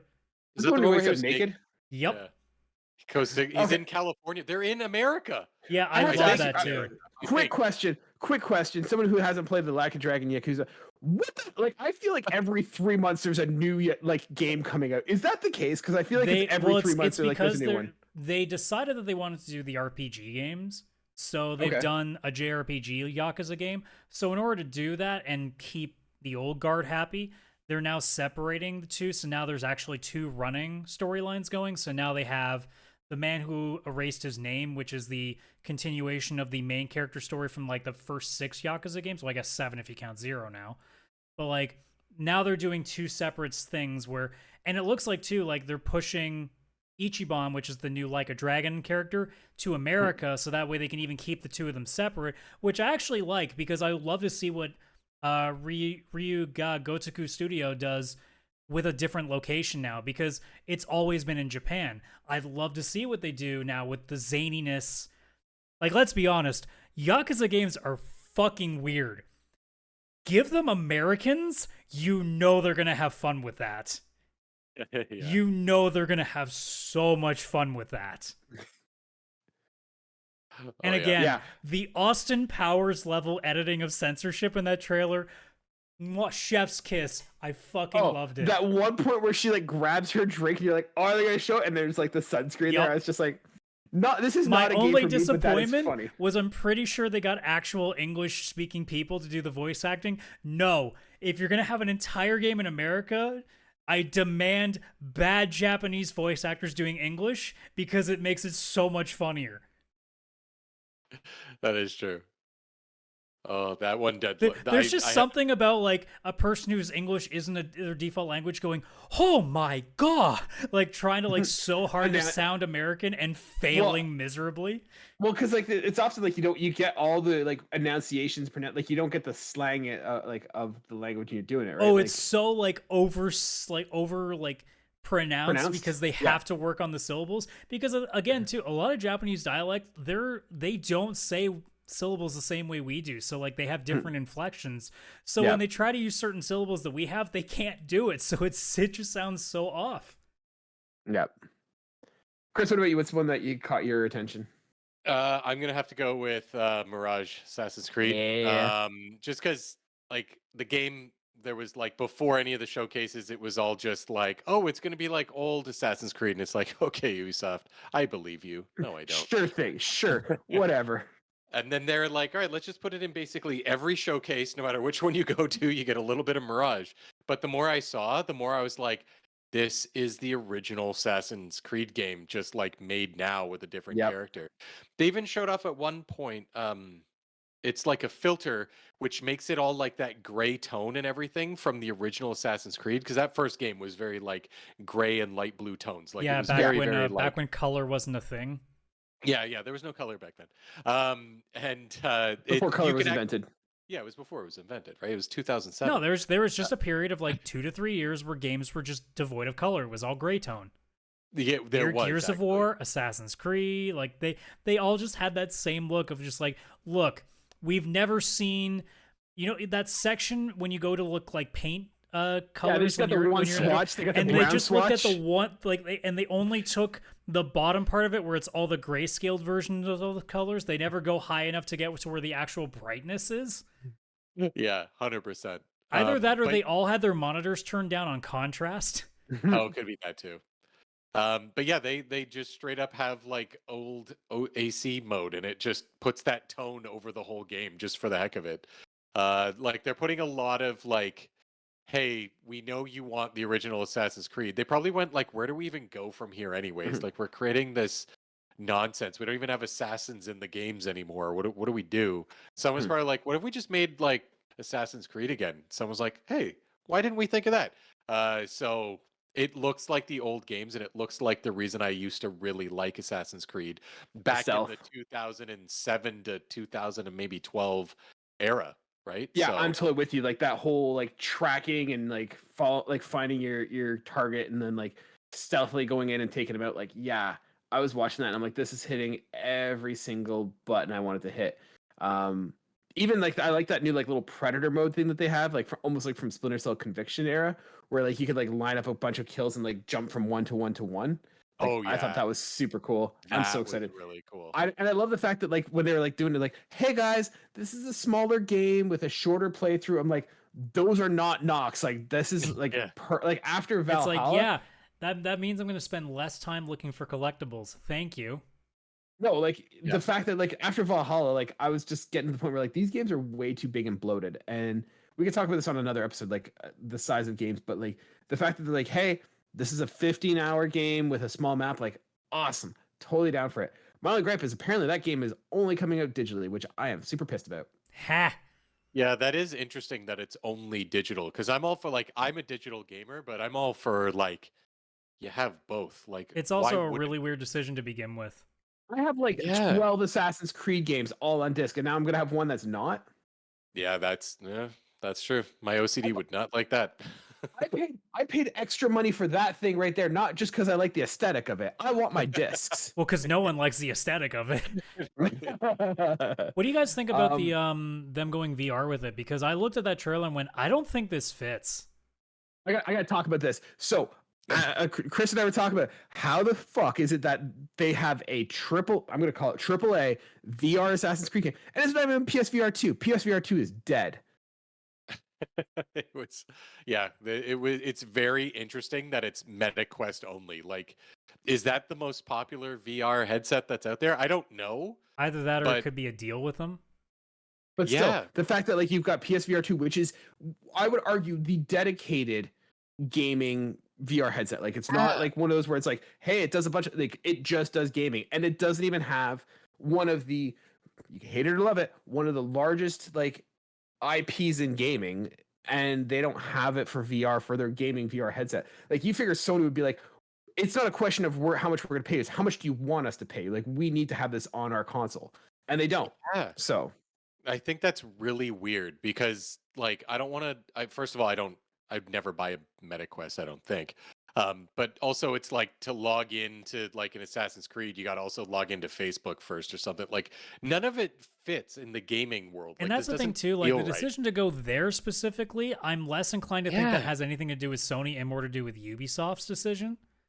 Oh yeah, definitely they were paid to probably make it exclusive or something. Because even just on PC, you'd think, I know they're releasing on the Epic Game Store if they were going to do it at first, but at least you've got like all the different PC VR headsets, and I have to imagine that's one of the bigger VR spaces, because that's where there's, a lot of PC gamers are the ones that'll go out and pay that extra money. They paid all the money for the computer. They're probably the only ones that are willing to also drop that extra VR money in there.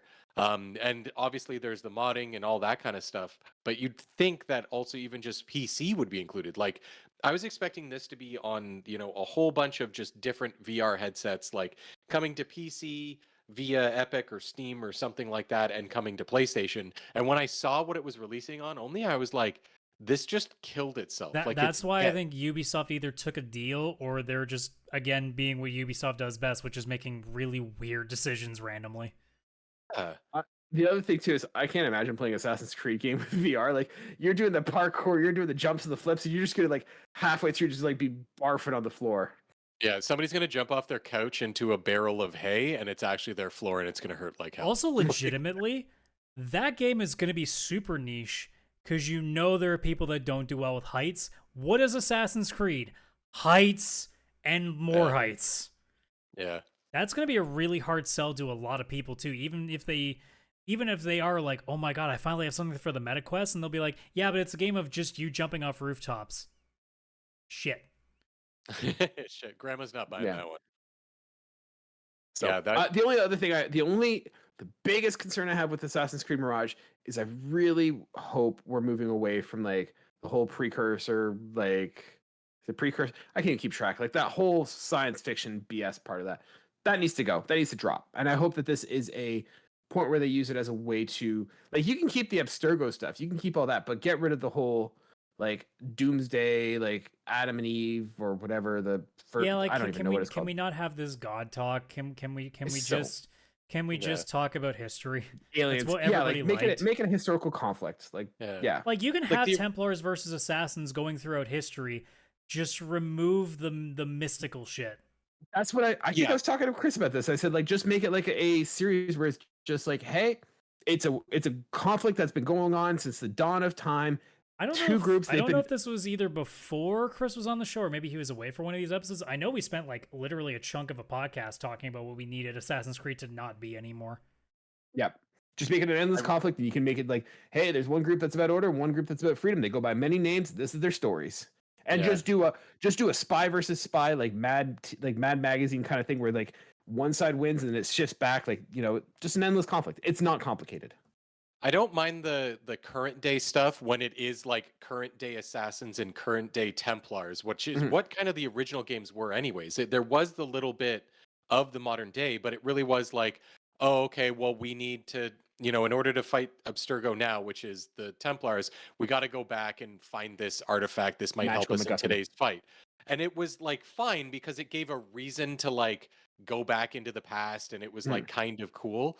And it was until they started introducing so much of the sci-fi bullshit from like the first people of whatever the hell all of that was. It was insane. Like if you want to do the modern day stuff, just keep it like, hey, Abstergo is Templars. We're a small amount of assassins in current day. We've figured out how to go back and look at memories of our ancestors and stuff, and it might help us in the battle today. You have like 5 minutes at the beginning. Halfway in the game, you get out of the machine and there's a little like 5-minute cutscene.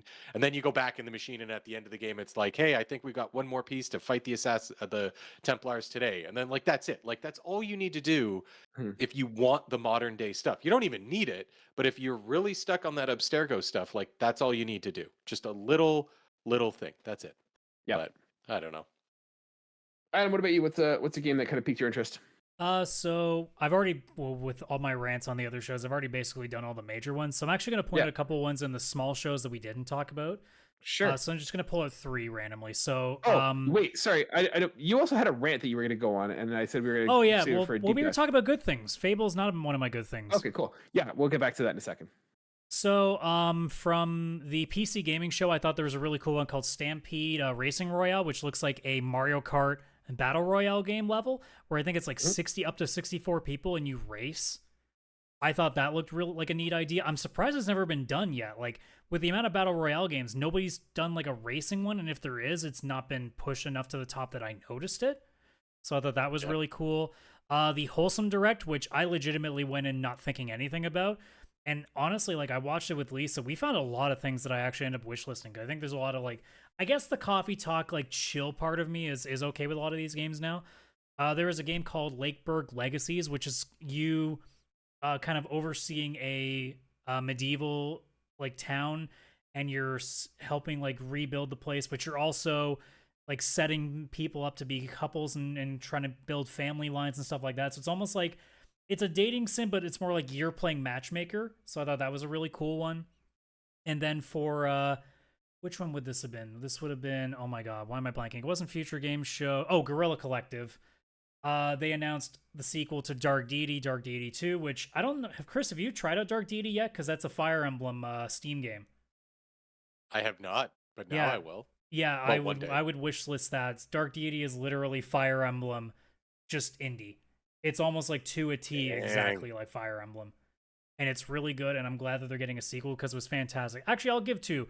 They're also making a sequel to 20XX, which is the actually like decent old school Mega Man game that isn't made by Capcom with 30XX. So those were the two that stood out there. But there's a lot more. I would suggest if anybody hasn't watched Guerrilla Collective, Future Games Show, Wholesome Direct, or PC Gaming Show, take a look because there's a lot of interesting things that might even be on Xbox Game Pass as well down the road because they're all indie developed or on Steam.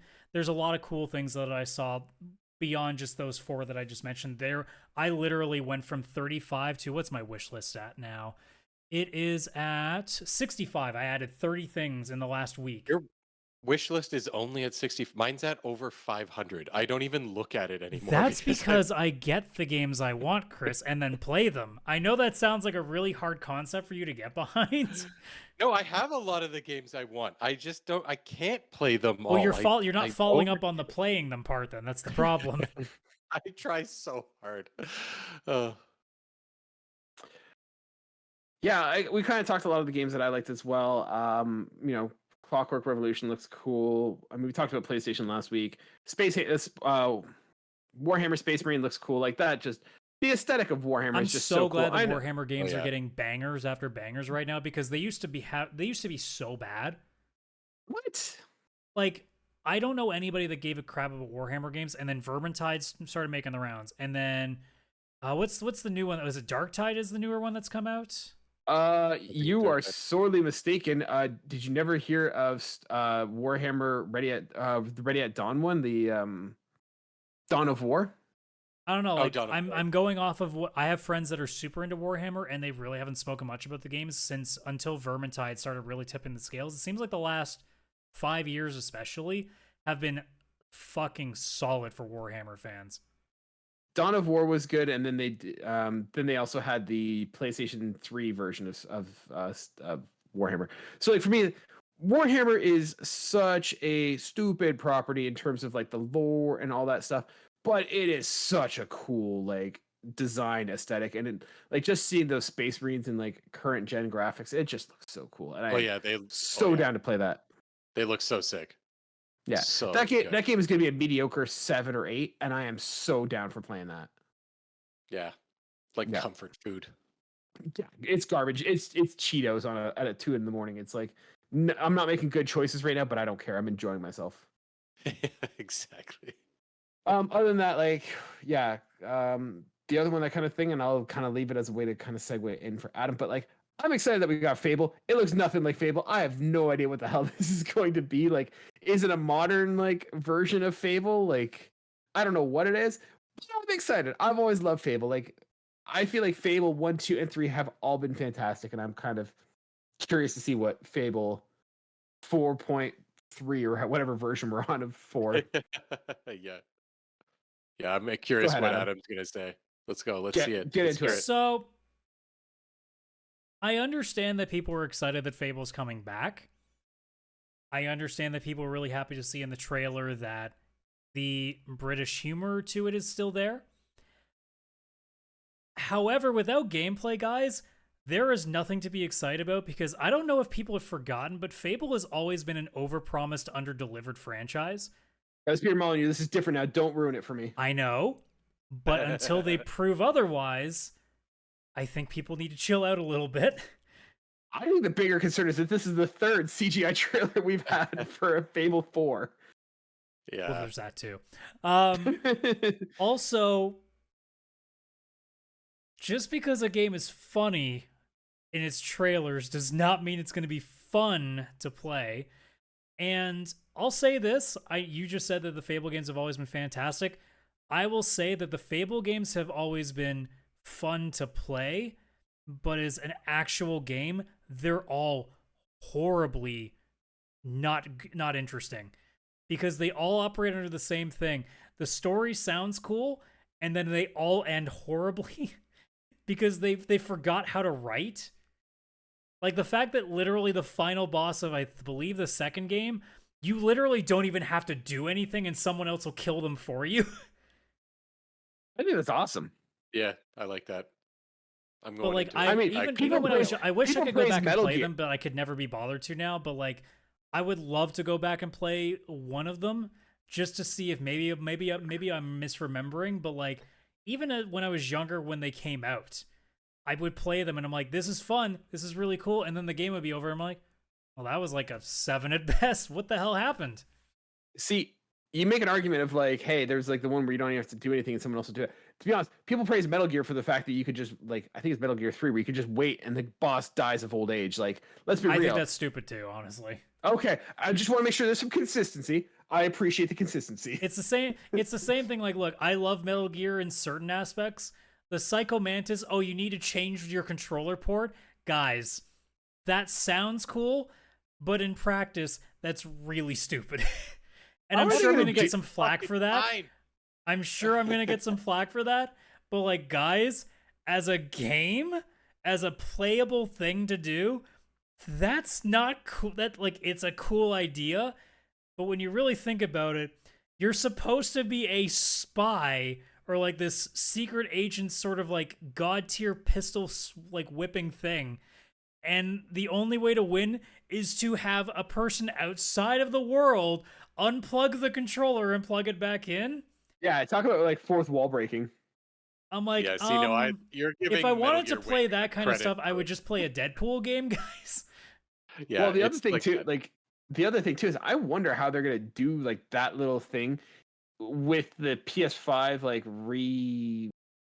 release that they're doing, like because you can't switch like into PlayStation into like Oh second port. yeah.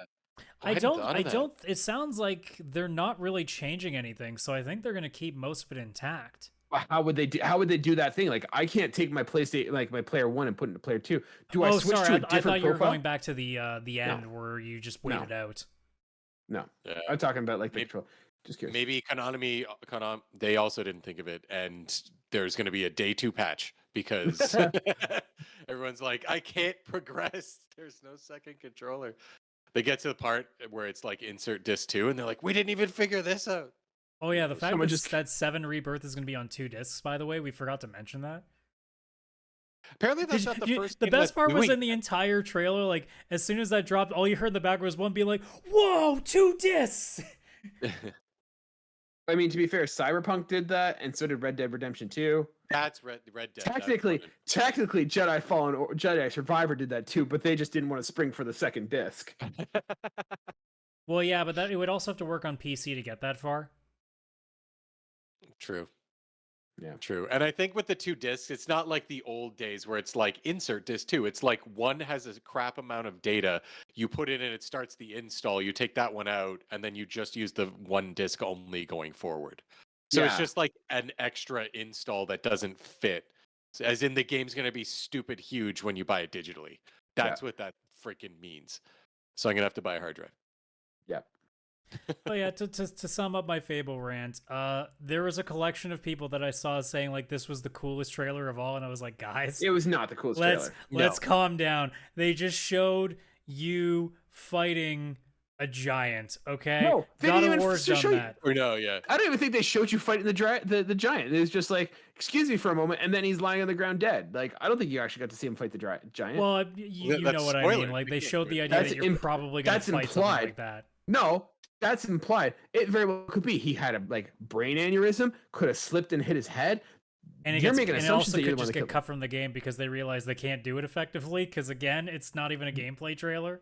Or the game could just get canceled and rebooted again, like they did for the other 2 times. Yeah, that's true. Remember, there was supposed to be a Connect version of Fable at one Well, point. that's why I was surprised. Oh, yeah, yeah. Fable was it Fable Legends? I don't know. It doesn't matter. But like, I'm surprised we even saw that trailer, to be honest, because I could have sworn that it was getting redone from scratch again. So I didn't think we were going to see anything. But I almost wonder if they just put it there because like, well, we have to show something, or else people are going to be really, really angry. Yeah, maybe. One of Like, my takeaways is thankfully, that like I'm more or less pointing out like a small amount of the Xbox. It was mostly the Xbox community, because there was an equal amount that were like, why didn't they show any gameplay again for this game? Because there's definitely a lot of people on the flip side that are going, they still haven't shown us anything about this game that's been in development for a while now. No, they don't have anything yet. Yeah. All right, one more Also, from you guys, side and note, then no contraband. I was really surprised by that too, and I'm also disappointed. no Indiana Jones either. I thought that was a Yeah, shame. oh, that's was right my- too. Yeah, that was my Yeah. biggest disappointment. Is just Yeah. that there was no Indiana Jones, and I was expecting that the whole time. I thought they're going to finish with it. Yeah, me too. Like the one more thing. Yeah, like they had Starfield, and like, all right, they're going to show Indiana Jones and be like, anyways, Starfield Direct, let's go. Yeah. But yeah, All right. Yeah. All right. Let's do one more around the horn, and then we'll wrap it up because we could be talking here for hours, and I have work in the morning. So I'll finish with this. I'm genuinely surprised that there was only one major Star Wars game. I mean, yeah, actually, when you think of how many, I are in development- legitimately thought we were gonna get more than one. it'd be one of those situations where all the studios show up and it's like everyone's wearing the same shirt and like, oh, we should have coordinated this. I thought the guys. theme this year, how like Summer Game Fest last year was space horror. I thought it was literally just gonna be, and here's a Star Wars game from so and so. You get a Star Wars game, and you get a Star Wars game. Yeah. Yeah. What was one more game that you kind of went through a bunch of them? But what's one more that you want to talk about before we wrap it up? I'm not a Soulsborne guy, but I gotta say, Lies of Pi actually looks really good. That does. Lies of P. Oh, sorry, Lies of P. Yeah, I think Yeah, I'm you're Life thinking- of Pi, and I'm mixing the two together. Yes, See, we're going back to fantastic- tigers again. Yeah, I love how Red 13 was in that movie. But yeah, like I'm not a Soulsborne guy, but like I looked at that trailer and went, okay, yeah, people are gonna get some good stuff out of that. That looks fantastic. Nice. Chris, what about you? What's one more that you want to talk before we wrap it up? I don't have much to say because I kind of already did, but I just want to reiterate that Sonic Superstars looks fantastic, and I will be picking it up. Like, there's no way I won't. I don't expect it to be Game of the Year or anything. I just hope it's like a really good 2D Sonic game that you can play with up to 4 people or whatever. I can't wait to sink my teeth into that. That's a day one for me. I don't care. All right, fine. Well, if Chris has nothing, I'll do it for him. So Chris thinks that he cannot wait for Call of Duty Warzone Season 4. Okay, I don't understand. It's really a sleeping hidden gem. Freaking Call of Duty. Don't take away my Well- Sonic Superstars and replace it with Call of Duty. Well, this has been fun. Ladies and gentlemen, let us know what games you were excited for, which conference you thought was the best. And you can do that by either just replying to us at the email pixelplaypodcast@gmail.com, or you can go to our link tree, linktr.ee/pixelplaypodcast. Let us know what conference you thought was the best. And you can talk to other fans, and you can talk to ourselves as well. We're always in the Discord chatting with fans, much like yourself. We post this episode every week, a new episode every week, Wednesdays at 12:30 Eastern Standard Time. So if you Noon want to do that, Eastern. you can find. Oh, is it noon? Okay, cool. Noon Eastern Time, wherever you get your podcasts, or on YouTube and Spotify if you want to see these lovely faces as we. With that, thank you guys so much. Adam, Chris, thank you so much again. We will do this again next week. Bye for now.